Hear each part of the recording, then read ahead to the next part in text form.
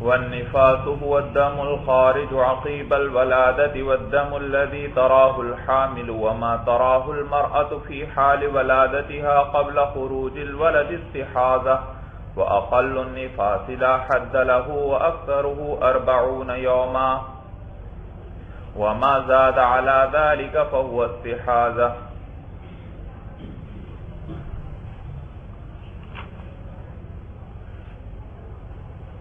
اچھا بھائی، ہم نے باب الحیض شروع کیا تھا بھائی، حیض، استحاضہ اور نفاس کے مسائل شروع کیے تھے بھائی. صاحب کتاب نے آپ کو سب سے پہلے یہ بتلایا تھا کہ حیض کی کم سے کم مدت کتنی ہے؟ 3 دن اور 3 راتیں، اور زیادہ سے زیادہ کتنی ہے؟ 10 دن ہے مولانا. میں نے آپ کو بتایا تھا عورت کو جو خون آتا ہے وہ 3 قسم پر ہے، یا تو وہ حیض ہوگا جو ہر ماہ باقاعدگی کے ساتھ آتا ہے، یا پھر وہ کیا ہوگا؟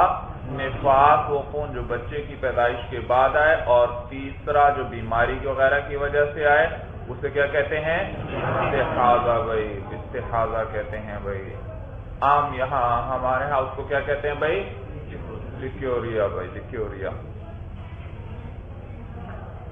اچھا، اور میں نے بتلایا تھا کہ یہ حیض کا بھائی خون جو ہے کم سے کم لڑکی کی عمر 9 سال ہو پھر آ سکتا ہے، اس سے پہلے نہیں. اس سے پہلے جو بھی خون آئے گا وہ حیض نہیں بلکہ استحاضہ، یعنی کم سے کم لڑکی یہ بالغہ کو آئے گا بھائی، اور کم سے کم عمر جس میں لڑکی بالغہ ہو سکتی ہے 9 سال ہے بھائی، 9 سال. اس سے پہلے جو خون دیکھے وہ حیض نہیں ہے بلکہ استحاضہ ہے بھائی، استحاضہ. اور یہ بھی آپ نے پڑھا تھا کہ بھائی جو رنگ بھی نظر آئے بھائی وہ حیض میں شمار ہوگا، الا کہ خالص سفیدی دیکھ لے بھائی، خالص سفیدی. اور حیض کی وجہ سے نمازیں بھی ساقط ہو جاتی ہیں اور روزے بھی اس پر رکھنا حرام ہو جاتے ہیں بھائی. سمجھ میں آیا؟ نماز کے لیے صاحب قدوری یسقطو کا لفظ لائے تھے، ساقط ہو جاتی ہیں، بالکل ہی اس پر سے ختم ہو جاتی ہیں، بعد میں قضا کرنے کی ضرورت بھی نہیں. جبکہ روزے کے لیے یحرم کا لفظ لے کر آئے، بتلا دیا کہ اس وقت حرام ہے لیکن ساقط نہیں ہے، بلکہ بعد میں کیا کرنا پڑے گی؟ ان کی قضا کرنا پڑے گی، قضا کرنا پڑے گی. اور یہ بھی آپ نے حکم پڑا تھا بھائی کہ مسجد میں بھی داخل نہیں ہو سکتی بھائی، بیت اللہ کا طواف بھی نہیں کر سکتی بھائی، اور خاوند اس سے صحبت بھی نہیں کر سکتا، اور اسی طرح حائضہ اور جنبی کا بھی حکم، تلاوت قرآن بھی نہیں کر سکتے بھائی. اور جبکہ بے وضو جو ہے وہ قرآن کو ہاتھ نہیں لگا سکتا بھائی، قرآن کو. تو میں نے بتایا تھا یہ ہر عورت کی عادت ہوتی ہے مقررہ، اس کے مطابق آتا ہے.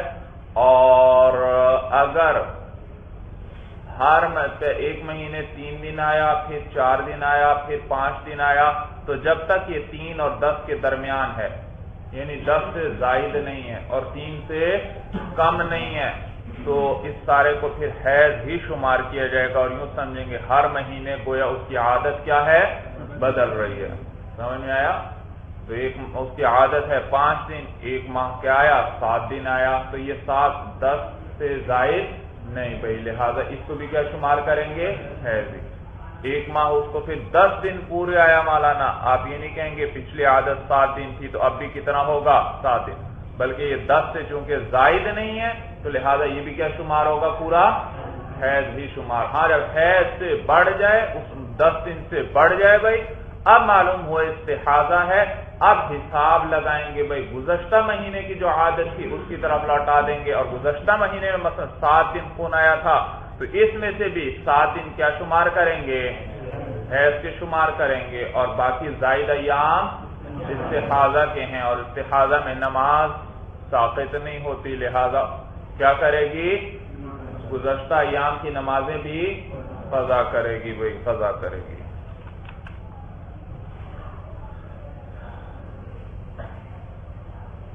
جی، اور یہ بھی آپ نے پڑھا تھا کہ اگر دم حیض 10 دن سے کم میں رک جائے تو خاوند کے لیے صحبت کرنا جائز نہیں، یہاں تک کہ وہ غسل کر لے، نہا لے.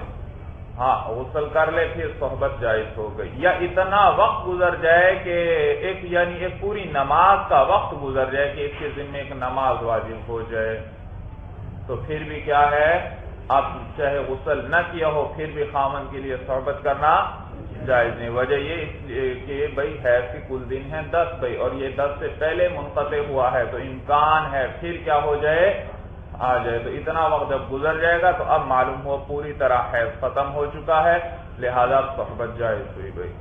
لیکن اگر حیض کا خون منقطع ہوا پورے 10 دن پر بھائی، اب 10 دن سے تو زائد حیض نہیں، لہذا اب خون کے رکتے ہی خامند کے لیے صحبت کرنا جائز مولانا، جائز ہو گیا، کیونکہ اس سے زیادہ آگے اب حیض کے آنے کا امکان نہیں ہے۔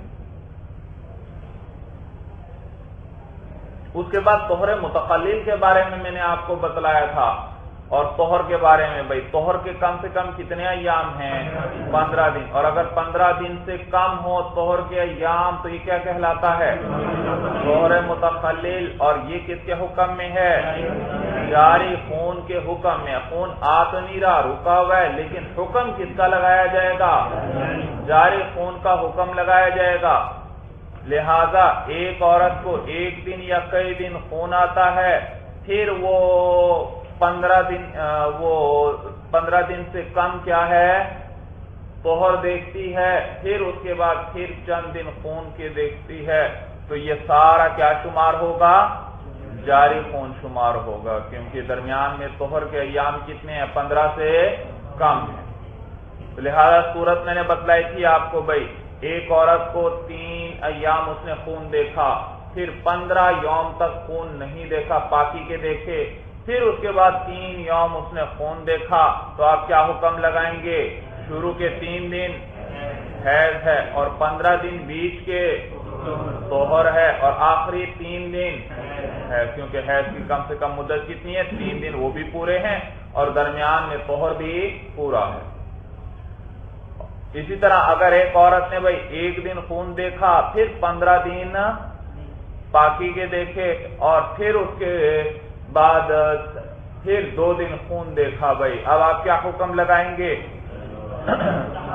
ایک دن وہ بھی استحاضہ کا، اور آخری 2 دن وہ بھی کس کے، جی استحاضہ کے، اور درمیان کے 15 دن، یہ 15 دن ہے درمیان میں، یہ طہر ہے مولانا، یہ کیا ہے، طہر شمار ہوگا سارا۔ اچھا، ایک عورت ہے بھائی، اس نے 3 دن خون دیکھا، پھر 14 دن پاکی کے دیکھے، پھر اس کے بعد 3 دن اس نے خون دیکھا، کیا حکم لگائیں گے، شروع میں بھی 3 دن ہے، پھر درمیان میں 14 دن پاکی کے ہیں، پھر 3 دن خون، کیا حکم لگائیں گے، جی یہ 3 دن پر کیا حکم لگائیں گے، بھائی حیض کا حکم کیسے آپ لگاتے ہو بھائی، جب طہر متخلل بیچ میں آیا تو پہلے اس کو تو ساتھ ملا لو، درمیان میں پاکی کتنے دن دیکھی ہے، تو وہ طہر ہے، طہر متخلل ہے، طہر متخلل ہے، معلوم ہو یہ بھی کس کے حکم میں ہے، جاری خون کے، معلوم ہو 3 دن شروع کے، یہاں سے خون شروع ہے، اور آخری 3 دن بھی ملاؤ، کتنے ہو گئے 6، اور 14 دن بیچ کے بھی ملاؤ، معلوم ہو 20 دن اس کو مسلسل خون آیا ہے، سمجھ میں آیا بھائی۔ اب اس کا کیا کریں گے، پچھلی عادت سے حساب لگایا جائے گا، اب گزشتہ مہینے کی طرف چلے جاؤ، اور اس میں دیکھو بھائی عورت کو کتنے ایام حیض آیا تھا، اور کس وقت میں آتا ہے بھائی حیض، اگر مہینے مثلا اس کو 5 ایام تک حیض آتا ہے، اور مہینے کے پہلے 5 دن آتا ہے، تو اس میں سے بھی پہلے 5 دن کیا شمار کر لیں گے، حیض کے شمار کر لیں، اور اگر اس کو حیض آتا ہے مثلا 6، 7، 8، 9، 10 تاریخ کو، تو اس میں سے بھی کیا کریں گے، ان کتنے دن تھے کل بھائی 20، ان 20 دنوں میں سے 6واں دن، 7واں دن، 8واں، 9واں اور 10واں دن، یہ کیا شمار ہوگا؟ سمجھ میں؟ مثلا خون تو شروع ہو گیا تھا پہلی کوئی، تو کل وہ ترتیب بنی جو میں نے بتائی، شروع میں بھی 3 دن خون، پھر 14 دن پاکی کے، اور پھر 3 دن خون بھائی۔ مسائل سب کو سمجھ میں آ گئے اچھی طرح بھائی؟ طہر متخلل بھائی اس کو کہتے ہیں۔ تو طہر کی کم سے کم مدت کتنی ہے؟ اور زیادہ کی کوئی حد نہیں، ہو سکتا ہے مہینے تک طہر رہے، ہو سکتا ہے 2 مہینے تک، بعض اوقات ایسا ہوتا ہے عورت کو 1 ماہ تک حیض پورا نہیں آیا، اس سے اگلا مہینہ بعض اوقات 2 مہینے تک نہیں آتا، 3 ماہ تک، بعض اوقات پورا سال حیض بند ہو رہتا ہے، تو یہ سارے ایام کس کے شمار ہوں گے؟ طہر کے بھائی، سمجھے ہیں؟ تو زیادہ کی کوئی حد نہیں ہے بھائی، زیادہ کی کوئی حد نہیں۔ میں نے بتایا مہینہ بھی ہو سکتا ہے، 2-4 مہینے بھی ہو سکتے ہیں، سال بھی ہو سکتا ہے، 10 سال بھی ہو سکتے ہیں بھائی۔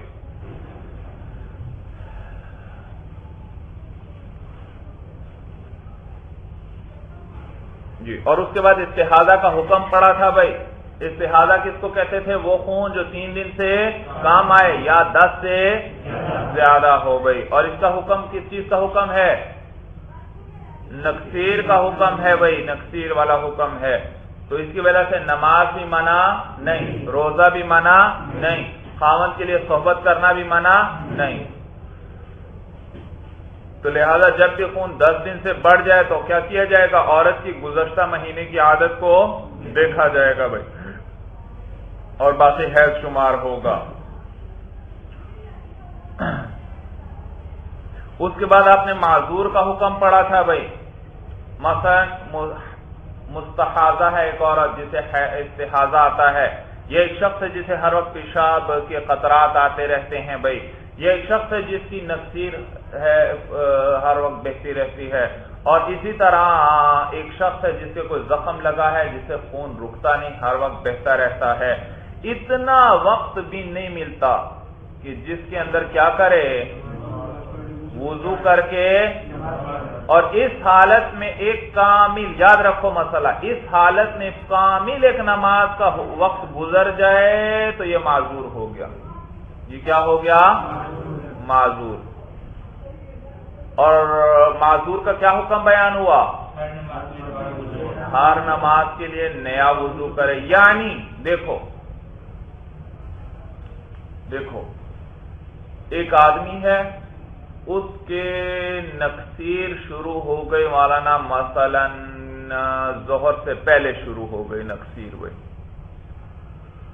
اب وہ خون بہ رہا ہے، رکتا ہی نہیں، ظہر کا وقت آ گیا لیکن خون تھوڑا تھوڑا بہتا ہی جا رہا ہے، رک ہی نہیں رہا، تو علماء فرماتے ہیں اس شخص کو یہ بھی معذور نہیں ہے۔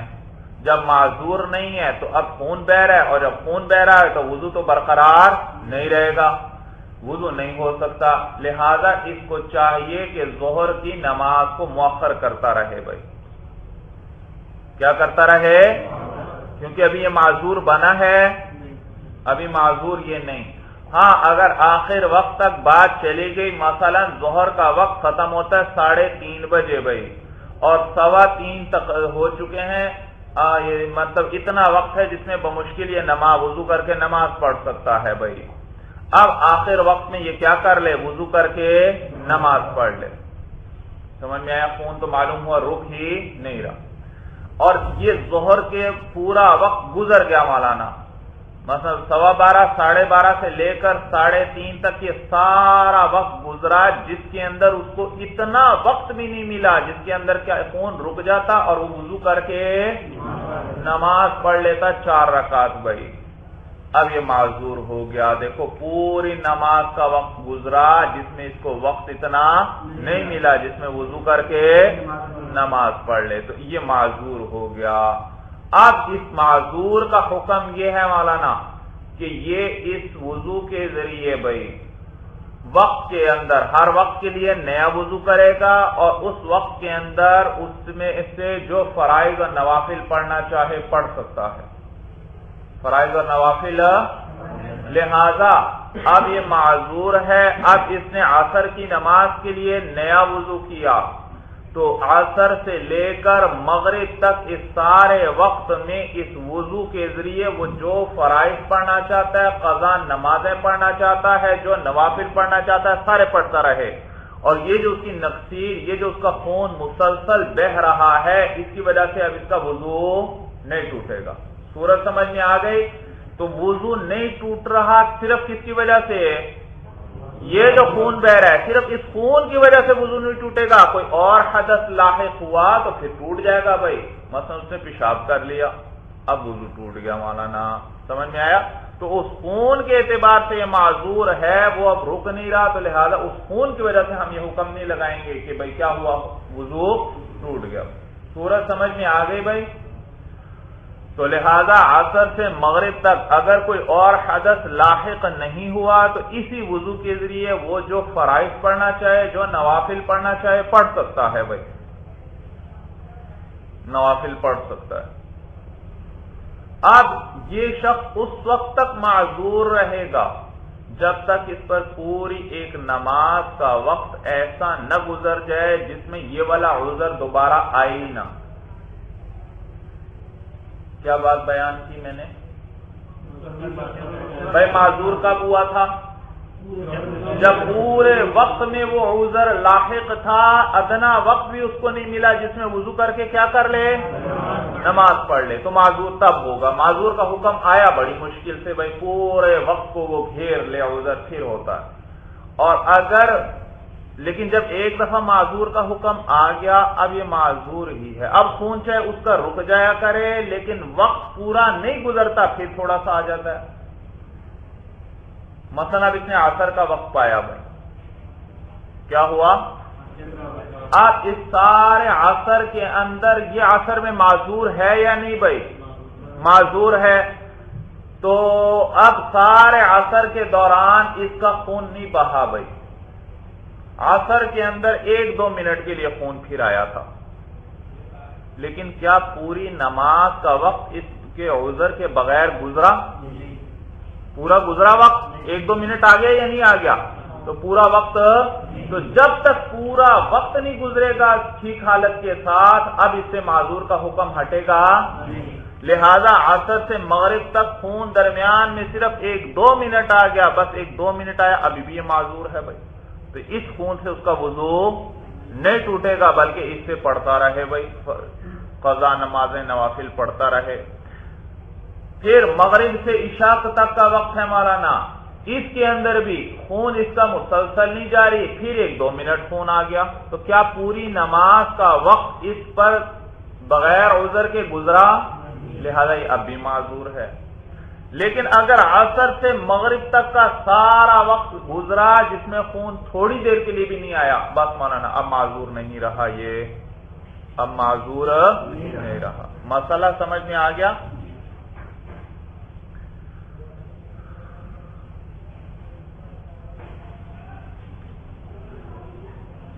والنفاس هو الدم الخارج عقیب الولادہ. اور نفاس بھائی، نفاس کے بارے میں یہاں سے اب آپ کو بتلائیں گے نفاس کے مسائل بھائی. نفاس کہتے کس کو ہیں؟ کہتے ہیں والنفاس هو الدم الخارج عقیب الولادۃ. نفاس وہ خون ہے جو نکلے ولادت کے بعد بھائی، بچے کی ولادت کے بعد جو خون نکلے وہ کیا کہلاتا ہے؟ نفاس کہلاتا ہے.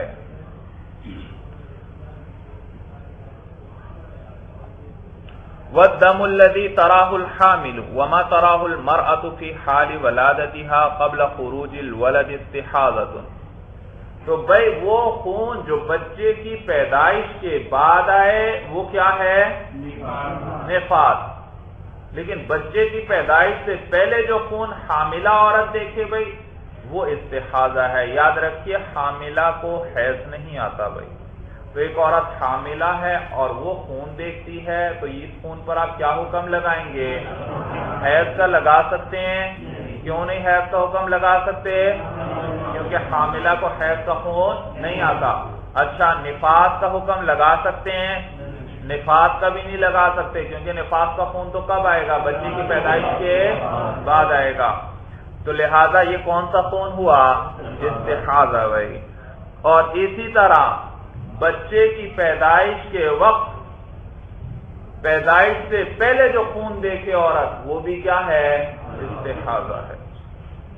تو یہی مسئلہ بتلا رہے ہیں، کہتے ہیں وَالدَّمُ الَّذِي تَرَاهُ الْحَامِلُ، اور وہ خون جسے دیکھے حاملہ بھائی، دیکھا الحاملو کہا بھائی، حاملتو نہیں کہا، کیوں بھائی؟ کیونکہ یہ وصف خاص ہے کس کے ساتھ؟ عورتوں کے ساتھ، تو یہاں تا کے یہ فرق کرنے کی بھی ضرورت نہیں بھائی۔ اور وہ خون جس کو حاملہ عورت دیکھے، وما تراہ المرأۃ، اور وہ خون جسے عورت دیکھے فی حال ولادتہا، کس وقت بھائی؟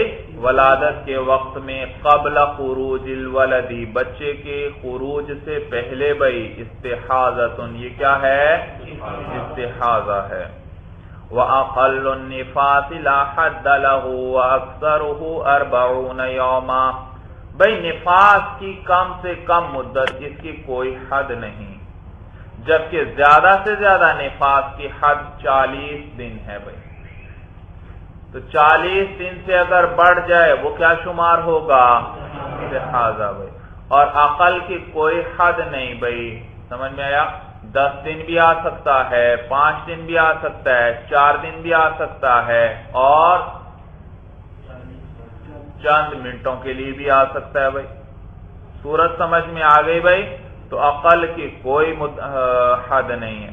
کہتے ہیں وَأَقَلُّ النِّفَاسِ لَا حَدَّ لَهُ، اور نفاس کی کم سے کم مدت کی کوئی حد نہیں ہے، وَأَكْثَرُهُ 40 يَوْمًا، اور زیادہ سے زیادہ جو ہے 40 دن ہیں،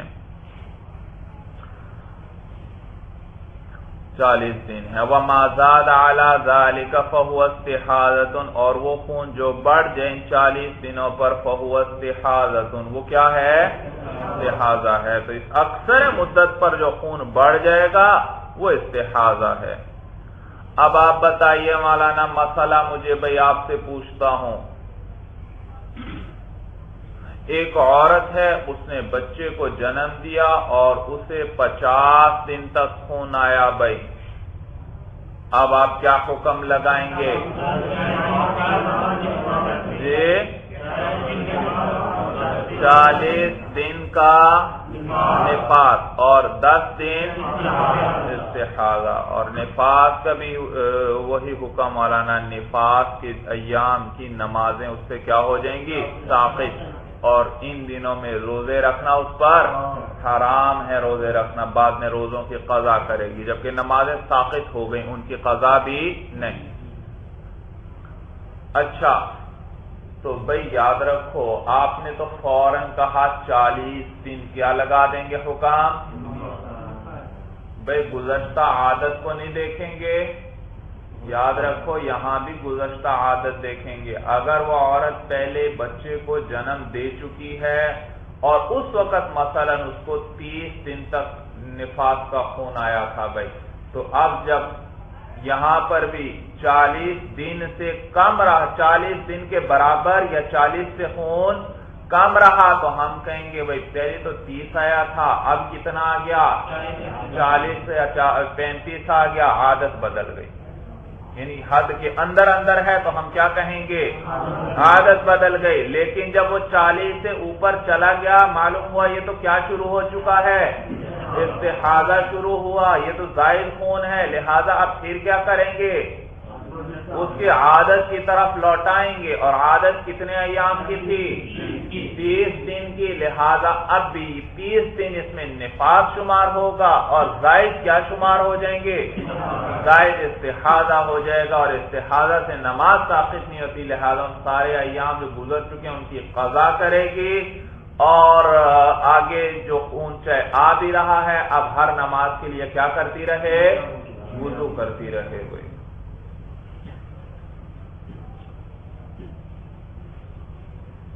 کہتے ہیں وَإِذَا تَجَاوَزَ الدَّمُ عَلَى الْأَرْبَعِينَ، اور جب بڑھ جائے خون 40 دن پر، وَقَدْ كَانَتْ هَذِهِ الْمَرْأَةُ وَلَدَتْ قَبْلَ ذَلِكَ، اور تحقیق یہ عورت جو ہے ولدت جنم دیا تھا اس نے قبل ذالک اس سے پہلے بھی اس نے ایک بچے کو جنم دیا تھا ولہا عادت فی النفاس اور اس کی نفاس میں ایک عادت تھی ردت الی ایام عادتھا بھائی تو اس کو لوٹایا جائے گا اس کے عادت کے ایام کی طرف وَإِن لَّمْ تَكُن لَّهَا عَادَةٌ اور اگر اس کی کوئی عادت نہیں تھی فَنِفَاسُهَا 40 يَوْمًا تو اس کا نفاس کتنا ہے 40 دن ہے وَمَن وَلَدَتْ وَلَدَيْنِ فِي بَطْنٍ وَاحِدٍ فَنِفَاسُهَا مَا خَرَجَ مِنَ الدَّمِ عَقِيبَ الْوَلَدِ الْأَوَّلِ عِندَ أَبِي حَنِيفَةَ وَأَبِي يُوسُفَ رَحِمَهُمَا اللَّهُ تَعَالَى وقال محمد وزفر رحمهم اللہ تعالی من الولد الثانی. اچھا بھائی ایک عورت ہے اس نے ایک ہی پیٹ سے 2 بچوں کو جنم دیا بھائی سمجھ میں آپ بھی دیکھتے ہیں بھائی بعض اوقات جڑواں بچے پیدا ہوتے ہیں تو ایک ہی پیٹ سے 2 بچوں کو جنم دیا تو نفاس کب سے شروع ہوگا پہلے بچے کی پیدائش کے بعد سے جو خون آیا وہ نفاس میں شمار ہوگا یا دوسرے بچے کی پیدائش کے بعد سے جو خون آ رہا ہے وہ نفاس میں شمار ہوگا تو یاد رکھیے شیخین رحمہم اللہ یعنی امام ابو حنیفہ اور امام ابو یوسف رحمہم اللہ یہ فرماتے ہیں پہلے بچے کی پیدائش سے جو خون آئے وہ کس میں شمار ہوگا نفاس میں شمار ہوگا اور امام محمد اور امام ظفر رحمہم اللہ یہ فرماتے ہیں کہ دوسرے بچے کی پیدائش کے بعد جو خون آئے گا وہ کس میں شمار ہوگا نفاس میں بھائی صورت سمجھ میں آ گئی اگر دیکھو اختلاف ثمرہ کیسے ظاہر ہوگا پہلے کے بعد بھی اگر ہم نفاس شمار کر لیں کیا کر لیں نفاس شمار کر لیں تو نفاس کے دنوں کے اندر بھائی نمازیں کیا ہو جاتی ہیں ساقط تو وہ نمازیں ساقط شمار ہوں گی جو درمیان والے وقت میں آئیں اور اگر بعد والے سے نفاس کو شروع کریں تو پھر پہلے والی نمازیں ساقط نہیں بعد والے ساقط ہو جائیں گی صورت سمجھ میں آ گئی بھائی وَمَن وَلَدَتْ وَلَدَيْنِ اور وہ عورت جس نے جنم دیا 2 بچوں کو فی بطن واحد ایک ہی پیٹ سے فَنِفَاسُهَا پس اس کا نفاس جو ہے ما خرج من الدم وہ جو نکلے خون میں سے عقیب الولد الاولی پہلے بچے کے بعد عند ابی حنیفہ و ابی یوسف رحمہم اللہ تعالی شیخین رحمہم اللہ کے نزدیک وقال محمد وزفر رحمهم اللہ تعالی من الولد الثانی اور امام محمد اور امام ظفر رحمهم اللہ فرماتے ہیں دوسرے بچے کے بعد سے جو خون آئے وہ کس میں شمار ہوگا نفاس میں مسئلہ سب کو سمجھ میں آ گیا بھائی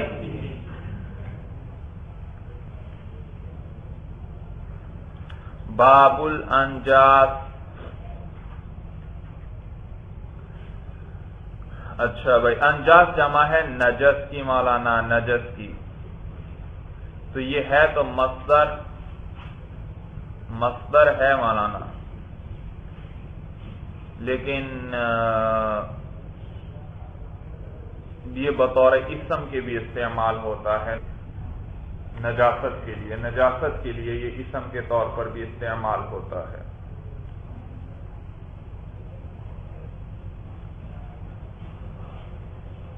بھئی یہاں تک بات چل رہی تھی نجاست حکمیہ کے مسائل چل رہے تھے بھئی بے وضو ہوا نجاست حکمیہ اس سے کیسے پاکی حاصل کرنی ہے وضو کر لے جنبی ہو گیا تو اس سے پاکی جنابت سے کیسے حاصل کرنی ہے غسل کر لے حیض کے بعد نفاس کے بعد پاکی حاصل کرنی ہے تو کیا کر لے غسل کر لے اب حقیقی نجاستوں کا بیان ہونے لگا کہ ان سے کیسے پاکی حاصل کی جائے گی تطہیر النجاست واجب من بدن المصلی وثوبه والمکان الذي يصلی علیہ نجاست کا پاک کرنا واجب ہے، یعنی نجاست کو دور کرنا واجب ہے، من بدن المصلی، نماز پڑھنے والے کے بدن سے۔ بدن پاک ہونا چاہیے مولانا، ورنہ نماز نہیں ہوگی۔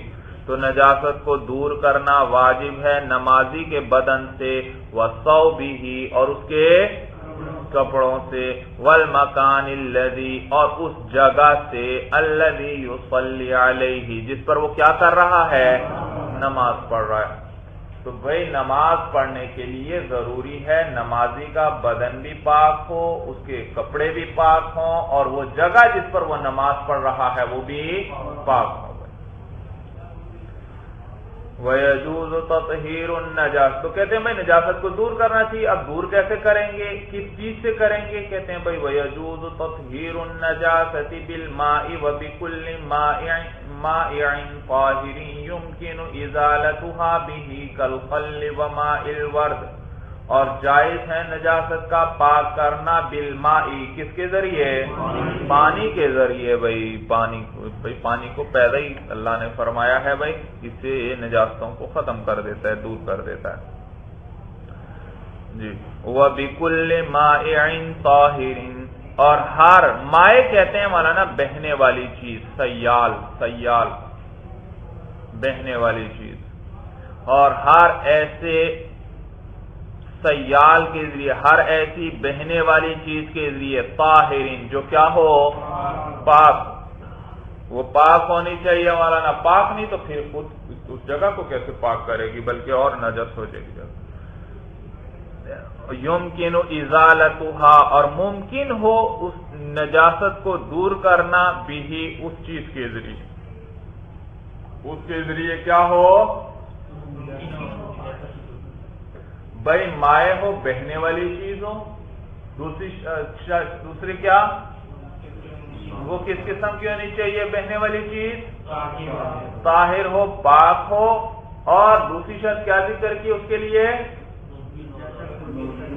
بھئی مائع کے لیے پہلی شرط ذکر کی وہ پاک ہو، دوسری شرط کیا ذکر کی بھئی، یمکن ازالتها بھی، اس نجاست کو اس کے لیے دور کرنا بھی ممکن ہو، کالخل، جیسے کہ سرکہ ہے، وماء الورد، اور عرق گلاب ہے بھئی، ان کے ذریعے بھی نجاست دھوئیں گے تو یہ بھئی صحیح بہنے والی چیز ہے، پاک ہے، اور اس کی نجاست کو دور کرنا ممکن بھی ہے بھئی، ممکن بھی۔ اگر چیز تو ہے بہنے والی، پاک بھی ہے، لیکن اس کے لیے نجاست دور نہیں ہو سکتی تو پھر تو بات نہیں بنے گی۔ مثلا گھی ہے مولانا، تیل ہے مولانا، اب دیکھو یہ بہنے والی چیز ہے، پاک ہے، لیکن تیسری شرط یہاں پوری نہیں ہوتی، اس کے ذریعے نجاست کو دور کرنا ممکن۔ ان سے آپ چیز کو دھوئیں گے تو بھائی اسے میں نجاست چلی جائے گی یا نہیں جائے گی بھائی، اس سے تو پاک ہو ہی نہیں سکتی صحیح طریقے سے۔ تو لہذا دو چیزیں ضروری ہیں بھائی مائع کے اندر، ایک تو وہ طاہر ہو، اور دوسرا اس کے ذریعے اس کو نجاست کو دور کرنا بھی ممکن ہو۔